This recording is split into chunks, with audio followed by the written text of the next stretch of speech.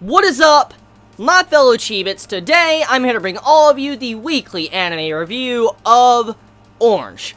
Now, I need to ask a quick question.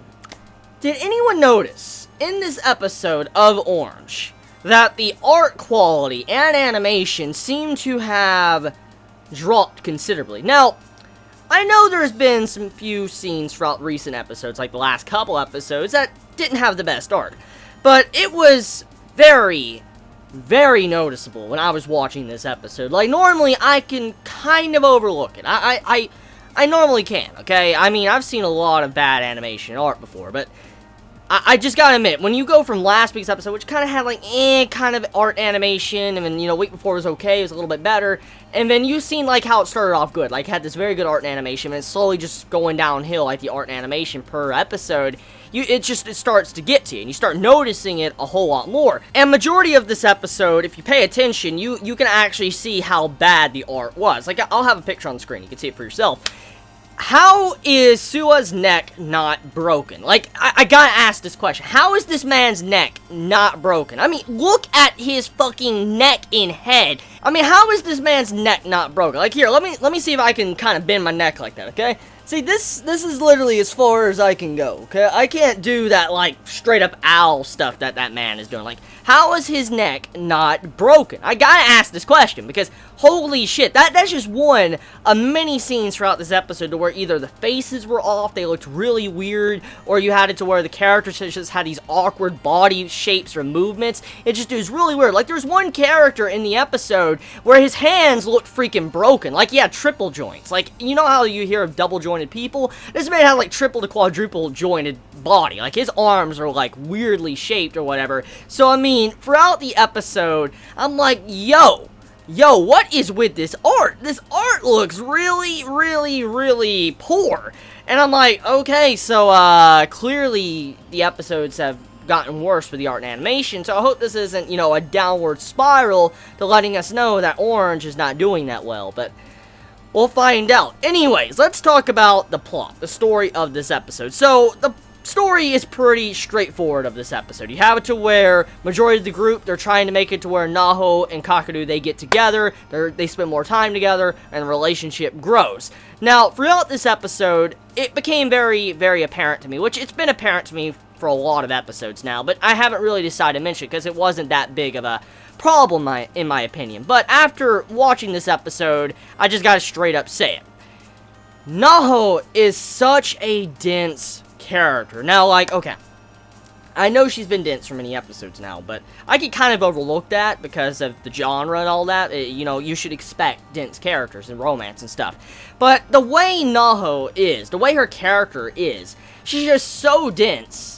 I just can't believe she is that freaking dense, the way she acts. Like, the way she doesn't realize how Kakeru wants to hear a good morning for her, or, you know, the way, you know, Kakeru wants her to hold her hand and, you know, hold hands together. Just the way she doesn't key in on stuff like this. I'm like, what the fuck? Like, look, okay? It's just something I just don't believe. Like, anyone could key in on someone, like, likes you or something, or they love you, or they want you to hold their hand, or say good morning or something. It's just common sense. And the way she just acts like that, I'm like, yo, this is becoming unbelievable right now with the way how Naho's character is being, like, perceived.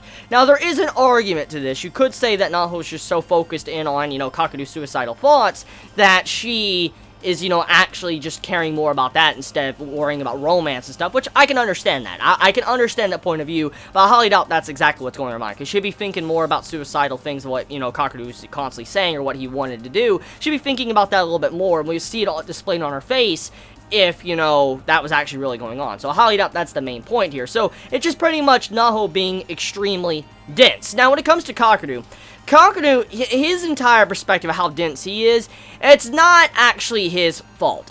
His entire situation is believable and realistic because of one reason. It's because he is suicidal. See, since he's suicidal, he is a person that literally he doesn't know how to express himself. He wants to keep himself locked away, shut away, doesn't want to get close to people. That's kind of how he is. And I mean, he's already displayed this multiple times throughout the series. He's showcased that he thinks if he gets close to Naho, it'll actually hurt her in the end. And so he's pushing himself away willingly, and he's not saying things like, I love you, or, I want you to hold my hand, or say good morning, because he feels like he would hurt her. Even though he wants her to say this, and he wants to do something about it, he won't go that far because he feels like he is a nuisance. He's a nuisance on her, and he doesn't want to, make her to where she regrets or feels bad or anything like that, so he's just staying the fuck away. He's like, I don't want to deal with this. So, that's kind of what's going on. So, his entire position of how it seems like he's dense is realistic and believable, and I have no problem with Kakeru in the way his character is being written. I have no issues with Kakeru at all. He's a very good, well-written character, especially with the way his personality traits are, with also the aspect of the suicidal traits. Just the way he's written, it's very realistic and believable. Have no issue with him. But Naho, on the other hand, the only way I could possibly kind of protect her and protect her character is if she's thinking about, Kakeru's suicidal thoughts, and that's why she's so dense. And she's not really caring about love and romance. She's only caring about, just saving him. And, I mean, that's a possibility, but the way she's been shown, it seems like she's just incredibly dense. So getting off of that, let's talk about the character interactions, like Suwa and all of them, kind of trying to put Naho and Kakeru together.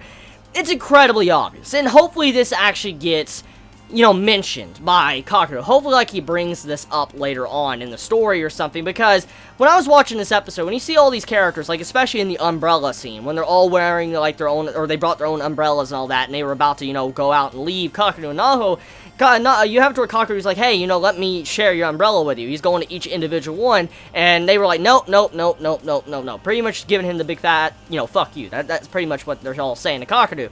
And the way it was all set up, like, one after another saying no and not giving it over to him, it felt like it was very obvious that they were just trying to force Kakeru and Naho to be together and walk home together. It felt like they're just trying to force that relationship, and the way that's going, I don't feel like they're really trying to fix Kakeru's problem.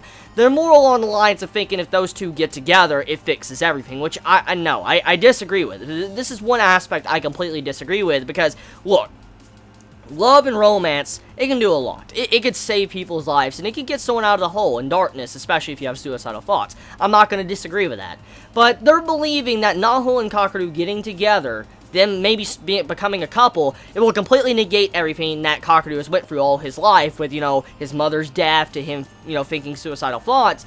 They think because of these two getting together, it completely negate that, and Kakeru will be fine. And no, it doesn't work like that. It doesn't just disappear like that. And so I feel like they're very misguided. They don't realize that that's not how you really fix the problem here. You need to give Kakeru a reason to live. You need to give this man some encouragement, some support, and it's a very deep hole that he actually has to pull his own self out of. Like, for instance, if a person wants to kill themselves, you can't stop them. You can't. If they want to do it, they're gonna do it. You cannot stop them. I mean, obviously you can pin them down, maybe try to give them drugs or something to stop them, but eventually you just, that's horrible. That's horrible to do. You can't. It's like treating someone like an animal, and eventually, if someone wants to, they're going to do it. You're not going to stop them. It's not going to be stopped. So, because of this, it's not Naho that has to save Kakeru. It's not Naho's friends that have to put these two together and have a relationship. It's not that. What will save Kakeru in the very end is himself. He has to pull himself out of that dark hole. He cannot have anyone else do it for him. Nobody else can pull him out of that hole. He is the only one that can pull himself out of that darkness. It's the only one. He is the only one. You can say whatever you want to him. You could say you need to continue on living. You could give him anything. You could give him anything you want. That's not going to save him. He has to take the initiative to save himself. There you go. So, with that being said, it was a good episode. It had its problems. Just Naho, as a character, she needs a little bit of work. And the way the friends are trying to put these two together, I feel like it's misguided. And hopefully this gets brought up in the series. And maybe we get to see a little bit more character development, characterization amongst these characters. And maybe Kakeru might talk about it. So yeah, let me know your thoughts in the comments below. You all have a wonderful day or night wherever you live. Please be safe. Chibi out.